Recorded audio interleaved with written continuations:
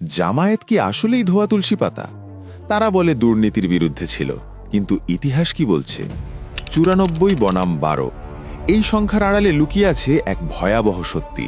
গত দুদিন আগে তারেক রহমানের এক প্রশ্নের জবাবে জামায়াত আমির দাবি করলেন তারা নাকি দুর্নীতি ঠেকাতে বিএনপিকে চাপ দিয়েছিল। কিন্তু ডাটা বলছে উল্টো কথা।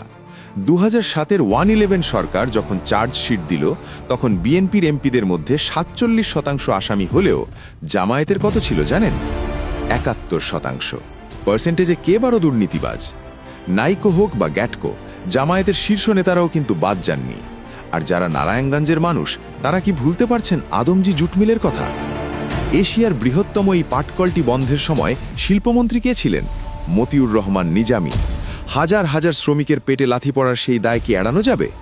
আজকে সততার বুলি আওড়ানো জামায়াত যখন বলে তারা সততার শাসন কায়েম করবে, তখন প্রশ্ন জাগে 71% দাগী আসামি নিয়ে কেমন ছিল সেই শাসন? ইতিহাস কি তবে ধামাচাপা দেওয়া হচ্ছে, নাকি নতুন কোনো বয়ান তৈরি করার চেষ্টা চলছে? ক্ষমতায় যাওয়ার নেশায় আমরা কি তবে প্রকৃত ইতিহাস ভুলে যাচ্ছি? আজকের এই পরিসংখ্যান আর আদমজির কান্না নিয়ে আপনি কি ভাবছেন? কমেন্টে আপনার মতামত জানান। পুরো ঘটনাটা না জানলে আপনিও হয়তো ভুল তত্ত্বে বিশ্বাস করে বসবেন। ভিডিওটি শেয়ার করে সবাইকে সত্যিটা জানার সুযোগ করে দিন। জেড টিভি বাংলা, নতুন ভাবনায় প্রতিদিন।